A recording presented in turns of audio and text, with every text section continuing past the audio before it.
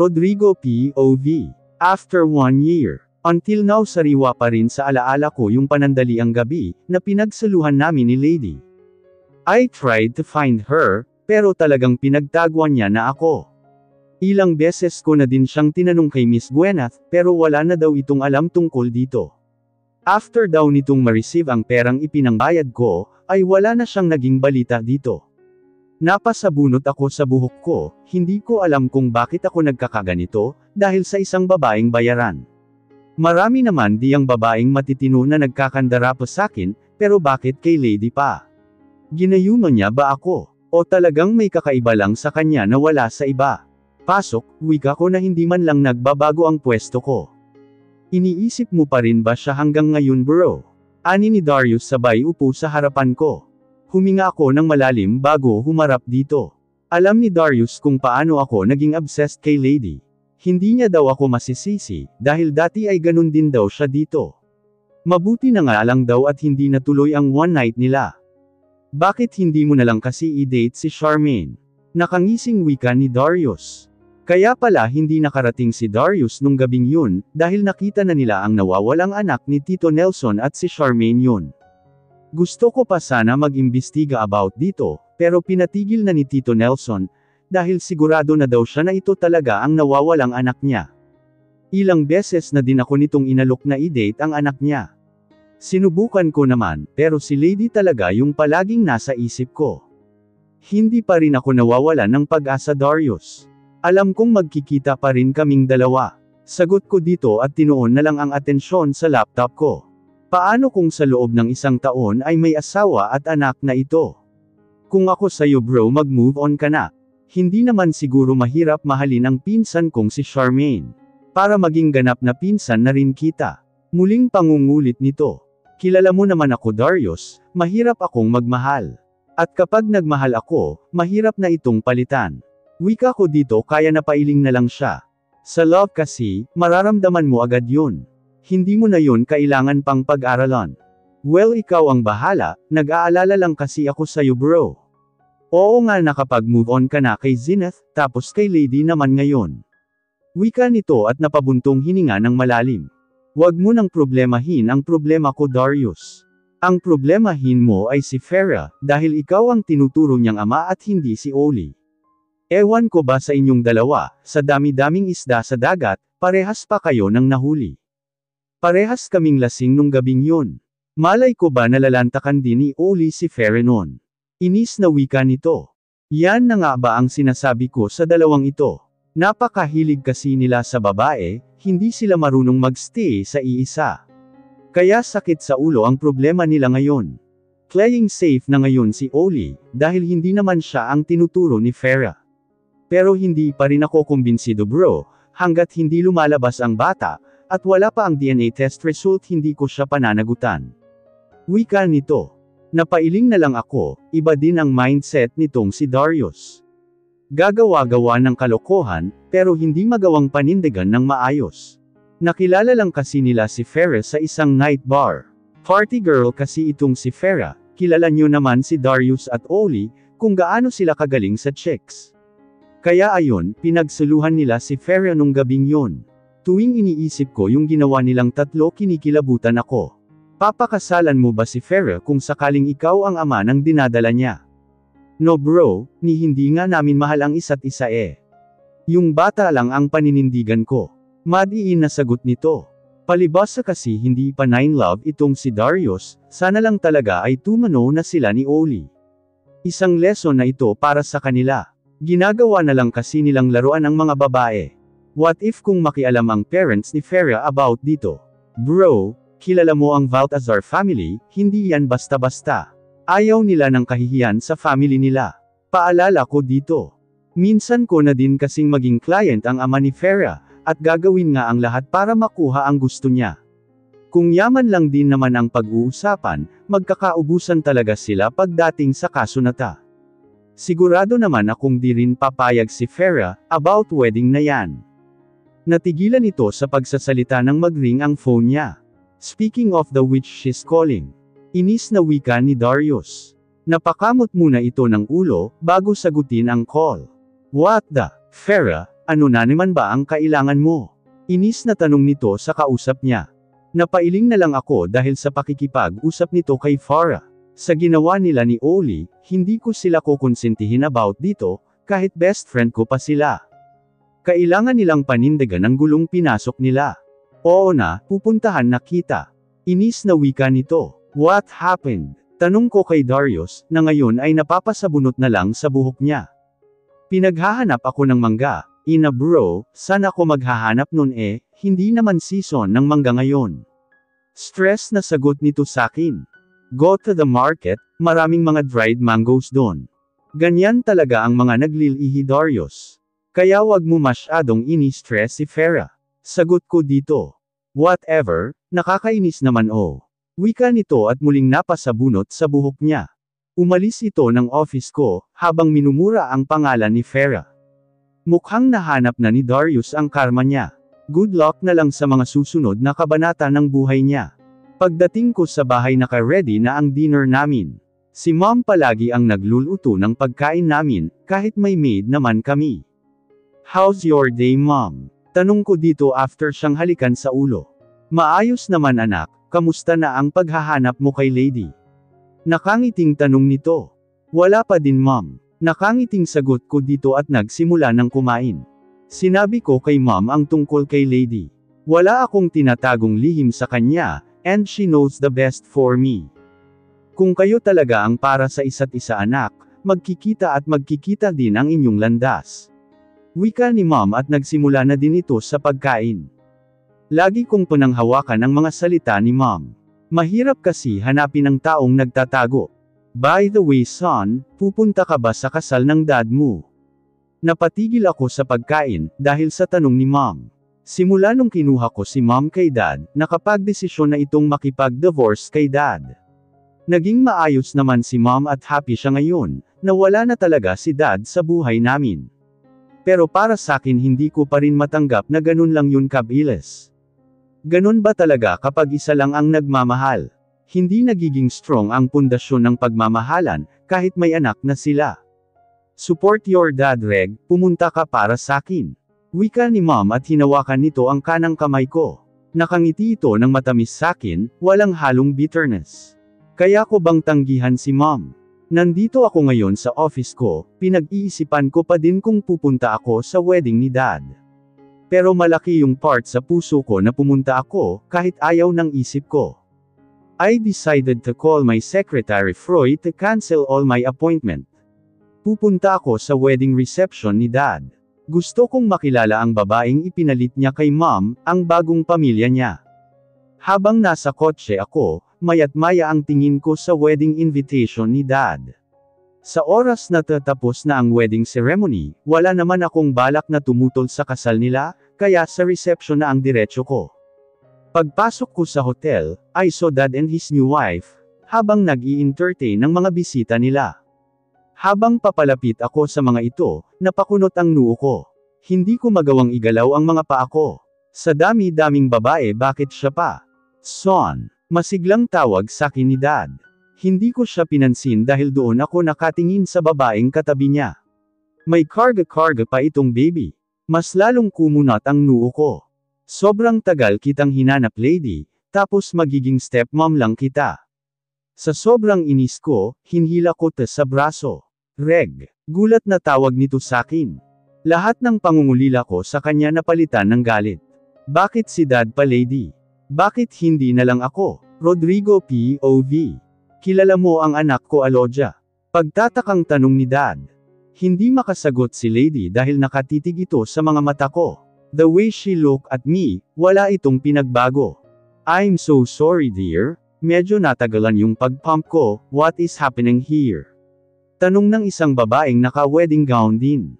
Mas bongga ang suot na wedding gown nito kay lady. By the way honey, this is my son Rodrigo, and Reg, this is Lorraine my new wife. Pagpapakilala ni dad. Wait, so hindi si lady ang stepmom ko. Bakit ko ba naisip na siya ang ipinalit ni dad kay mom? Muli kong tiningnan si lady, pero wala na ito. Hindi ko namalayan ang pagbitaw nito sa kamay ko. Son, where are you going? Sigaw ni dad nang agad akong umalis. I need to find her. Hindi pwedeng mawala na naman siya sa paningin ko. Ngayong malapit na siya sakin, hinding-hindi ako papayag na mawala ulit siya. Sandali akong tumigil sa pagtakbo, inilibot ng buong paningin ko ang buong venue, ngunit wala ito, lisa lang naman ang door dito, kaya sigurado akong doon lang siya lalabas. Palabas na ako nang biglang may humila sa braso ko, si Dad. Son, ano bang nangyayari sa'yo? Sino ba yang hinahanap mo? Nakakunot noon na tanong nito sakin. Si Lady Dad, I'm sorry Dad. Pero babalik ako agad. Wika ko dito at nagmadali nang umalis. Narinig ko pa ang muling pagtawag sakin ni Dad, pero hindi ko na ito nilingon. Mas importante na mahanap ko si Lady, and the baby she was holding on. Ako ba ang ama nun? Bakit ba palagi niya na lang akong tinatagwan? Paglabas ko ng hotel, malinis ang paligid. Tanging yung 2 guard lang ang nandito sa labas. May lumabas bang babaeng nakagown na white dito? Tanong ko sa kanila, pero sabay din itong umiling. I lost her again. Napasabunot na lang ako sa buhok ko. I decided na bumalik ng reception area. Part si Lady ng wedding ni Dad, so ibig sabihin kilala siya ni Dad. Sa pagkakataong ito, hindi ka na makakatakas sakin Lady. Sisiguradunan ko yan. Lady POV. Reg. Di makapaniwalang tawag ko sa lalaking nakatayo ngayon sa harapan ko. Anong ginagawa niya dito sa kasal ni Ate Lorraine? Sa loob ng 1 taon, nagawa ko siyang iwasan at tagwan. Talagang si Tadhana na yung gumagawa ng paraan, para muli kaming magkita. Pero hindi pa rin ako ready. Anong mukha ang ihaharap ko sa kanya, lalo na at isang bayar ang babae ako. Ate Aloja, aalis ka na agad. Tanong sakin ng anak ni Tita Gwyneth, isa sa mga bridesmaid. Pakisabi na lang sa mom mo ha. Wika ko dito at ibinigay sa kanya ang bunsong kapatid nito na si Baby Zami. Pero ate, hindi ko na hinintay ang kasunod na sasabihin nito, dahil nakita kong napansin na ni Reg na wala na ako sa pwesto nila. Kainis lang talaga, kailangan kong makatakas. Paglabas ko ng hotel, may paalis na kotse kaya agad akong nakisakay dito, without any permission sa driver. Help me please, may humahabol kasi sakin. Wika ko sa lalaking nasa driving seat. Pag minamalas nga naman a running bride. Wika nito pero hindi ko siya pinansin. Nakita ko si Reg na palabas na ng hotel, kaya agad akong yumuko. Naramdaman ko naman ang pag-andar ng kotse. Umayos na ako ng upo, at tiningnan ang lalaki sa rear mirror ng sasakyan. Thank you sir, may utang ako sayo ngayon. Wika ko dito. Ang hirap kasi sa inyong mga babae, magpapakasal kayo, tapos hindi naman pala kayo sigurado. Inis na wika nito. Excuse me sir pero hindi po ako bride, maid of honor po. Pag-correct ko dito. Ito kasing si Ate Lorraine napaka-old fashion, kesyo gusto niya daw na naka-white din ang maid of honor niya, na pagkakamalan tuloy na ako ang bride. Okay sabi mo by the way what's your name? Tanong nito habang patuloy sa pagmamaneho. Wala naman sigurong masama kung sabihin ko sa kanya ang pangalan ko, isa pa tinulungan niya akong makatakas kay Reg. I'm Lodia, ikaw ba? Nakangiting sagot ko dito. Lagi kong ginagamit ang Lodia sa mga hindi ko pa ka-close. Pero kung matagal ko nang kakilala, Alodia talaga ang tawag nila sakin. Olive Castromero but my friends call me Oli. Nakangiting wika nito, sabay tingin sa rear mirror para makita ako. Hindi pa naman tayo friends so Olive ang itatawag ko sayo. Thanks talaga for saving me, hayaan mo babayaran kita sa susunod nating pagkikita. Nakangiting wika ko dito. Next nating pagkikita. Walang kasiguraduhan yun Lodia, lalo na kung wala ka talagang balak magpakita. Nakangising wika nito. Naalala ko tuloy si Reg, paano nga naman kami magkikita, kung iniiwasan at tinatagwan ko siya. Wala naman akong dahilan para tagwan ka. Nakangiting sagot ko dito. Ganito na lang Lodia, para makasigurado akong babayaran mo ko sa utang na loob mo sakin. Ibigay mo sakin yung number mo. Nakangiting wika nito, at may inabot na CP sakin. Mautak talaga tong lalaking ka, pero sige na nga. Kinuha ko yung phone niya, at agad na tinype ang number ko. Pagbalik ko sa kanya ng phone niya, agad na nagring ang phone ko. Napailing na lang ako ng mapansing si Olive ito. Save my number, para in case na tumawag ako sa'yo para maningil, ay hindi mo ko mahuhuyo. Wika nito kaya napangiti ako. Mabuti na lang at mabait itong si Olive. Sige, by the way thank you ulit. Pwede mo na akong ibaba dyan sa may tabi, baka sobrang naaabala na kita. Nahihiyang wika ko dito. Pagkatabi nito ng sasakyan, ay agad akong bumaba ng kotse niya. Bumaba din ito, kaya mas nakita ko ng harapan ang itsura nito. He looks familiar, para bang nakita ko na siya before. Sigurado ka bang dito ka na lang? Oo, malapit na rin naman ako sa place ko. Thank you ulit, mag-iingat ka. Nakangiting wika ko. Nice to meet you Lodia, wika nito at naglahad pa siya ng kanang kamay niya for shake hands. Hindi ko yun inaasahan pero tinanggap ko ang kamay nito. Nice to meet you too, till next time. Nakangiting sagot ko. Pagkabito nito sa kamay ko, ay bumalik na siya sa sasakyan niya. Kumaway pa ito bago tuluyang umalis. Nakahinga ako ng maluwag, at agad na nagpara ng taxi. Pagdating ko sa apartment ko, pabagsak akong naupo sa sofa.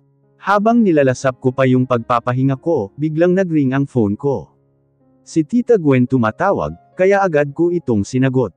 Alodia, pati ako hirap na hirap sa pagtatago ngayon dahil kay Reg. Nasaan ka na ba? Inis na tanong ni Tita. Napakagatlabi ako dahil sa sinabi nito. Pati tuloy si Tita Gwyneth na iipit sa sitwasyon ko. Pag nalaman kasi ni Reg na nandito din si Tita Gwyneth, siguradong magagalit ito sa kanya. Dahil nagsinungaling sa kanya si Tita about sakin. Nandito na po sa apartment ko, kamusta na po yung kasal ni Tito Ramos and Tita Lorraine? Pag-iiba ko ng usapan. Ayon kanina ka pa hinahanap, bakit daw naglaho ka ng parang bula? Si Reg hindi pa din umaalis sa party, ikaw ang bukang bibig niya. Anak pala siya ni Ramos sa unang asawa nito. Just me Alodia, talagang tadhana na ang gumagawa ng paraan para magkita kayo. Napakaliit ng mundo para sa inyong dalawa. Muling wika ni Tita. Napatayo tuloy ako sa kinauupuan ko, at agad na dumiretso sa kusina, para kumuha ng maiinom na tubig. Just me naman, siguradong wala na akong pagtataguan nito. Bakit sa dinami-daming tao, bakit si Tito Ramos na ang ama niya? So good luck girl, hindi na kita matutulungan dyan sa pagtatago mo. Muling wika ni Tita bago nito i-end ang call. Pag minamalas nga naman kailangan ko na naman atang mag-evacuate. Siguradong pag nalaman ni Reg ang address ko, pupuntahan niya ako. Dahil sa sobrang kaba, hindi ko na malayan ang sarili ko na paikot-ikot na pala ako dito sa kusina. Kailangan kong makahanap agad ng lilipatan, yung walang makakaalam sa kahit sino sa kinikilala kong pamilya. Naupo ako at muling hinawakan ang cellphone ko. Isa lang naman ang taong hindi ko tinuturing na pamilya sa contact ko sa phone ko. Si Olive. Nakakahiya tong gagawin ko, pero wala na talaga akong maisip na ibang tutulong sakin. Sana lang ay matulungan niya ulit ako. Pagka-dial ko ng number niya, ay agad din naman itong sumagot. Na-miss mo naman agad ako. Wika nito. Alam kong nakangiti siya sa mga oras na ta. I'm sorry Olive pero ikaw lang kasi yung alam kong makakatulong sakin. For the second time, please sana tulungan mo ako. Diretsyong wika ko dito, wala na akong time Kung katawan ko ang kailangan mo Lodia, sorry ka pero hindi ko ta basta-basta pinapagamit. Seryosong wika nito, kaya naihampas ko yung palad ko sa noo ko. I'm just joking. Ano ba yun, hindi ka pa nga nakakabayad sa unang utang mo, tapos mangungutang ka na naman. Wala na akong time Olive, at ikaw na lang yung pag-asa ko. Kailangan ko kasing lumipat ng matitirahan, baka naman may alam ka, magbabayad ako promise. Wika ko dito na may pagmamakaawa. Ilang segundong katahimikan ang namagitan sa linya namin. You can occupy my unit, matagal ko na din yung hindi ginagamit. Wika nito kaya napatalon ako sa tuwa. Really? Thank you Olive, you're my savior. Masiglang wika ko dito. Mabuti na lang at malakas ka sakin, kahit kakikilala pa lang natin. So kailan mo balak lumipat? Natatawang wika nito. Pwede bang ngayon na? Agad na sagot ko. Sige, gusto mo bang sunduin na kita, para ako na mismo maghahatid sa'yo? Sige, iti-text ko sa'yo ang address ko. Thank you talaga Olive, Hayaan mo at babawi din ako sa'yo. Wika ko dito. Don't mind it Lodia, masaya akong makatulong. Sige na, mag-asikaso ka na at sisunduan na din kita dyan. Wika nito before he end up the call. Nakahinga ako ng maluwag, mabuti na lang talaga at mabait itong si Olive. Talagang kinapalan ko ng mabuti ang mukha ko. After kong magbihis ay agad kong inimpake lahat ng gamit ko. After my mom died, 10 months ago, naging mag-isa na lang talaga ako sa buhay. Naging successful ang operation niya, pero habang tumatagal, katawan niya naman yung hamina. Kaya sila Tita Gwen at Tita Lorraine na yung tinuturing kong pamilya ngayon.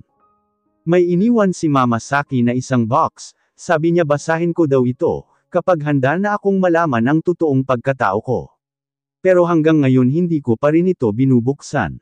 Parang kontento na ako sa buhay ko ngayon. Baka kasi pag may natuklasan na naman akong panibago sa buhay ko, baka ito na naman ang maging way para bumalik ako sa dati. Kontento na ako ngayon bilang Alodia at hindi na si Lady.